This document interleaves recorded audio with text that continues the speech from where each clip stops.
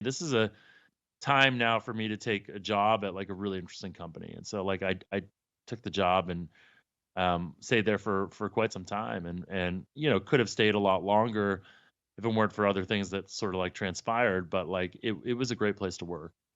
Yeah, I think we tell a lot of entrepreneurs, selling a business is like putting a win on the board, right? As entrepreneurs, I tend to think of entrepreneurship as a career path, not like getting up to the plate and trying to hit a grand slam.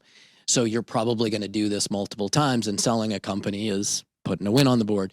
Getting to work at Twitter in an important role is also putting a win on the board. You're educating yourself. You're seeing what it's like to manage from small company to more people. Yeah, there's a ton of learning that goes on, and absolutely entrepreneurs need to understand if you're going to sell your business and go work somewhere, what is that environment really going to be like for you? Can you tell us about tenXer? Yeah, so tenXer was it's interesting because the lesson that I really would take away from tenXer to entrepreneurs is like don't ever start a company just because you think you want to start a company.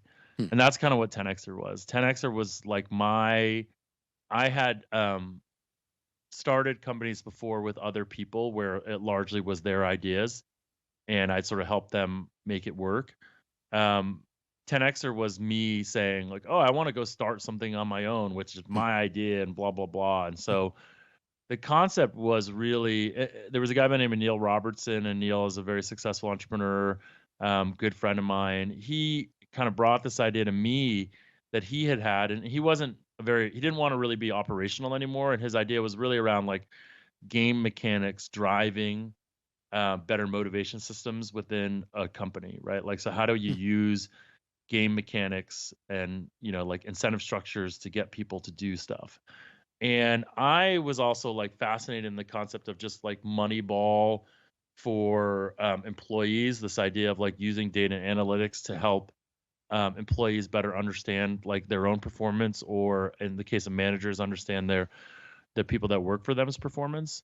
Um, and so like the idea of 10xer was sort of marrying the two of them.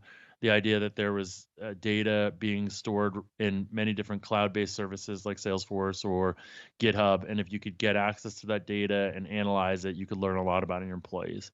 And that was the very general premise. And so we launched it, um, and really we're thinking like, oh, could we do a multi-purpose platform to do this? And then eventually we thought like, oh, can we center this around really around like engineers and developers, and can we use GitHub and Pivotal Tracker and Jira to be the main data sources and whatnot?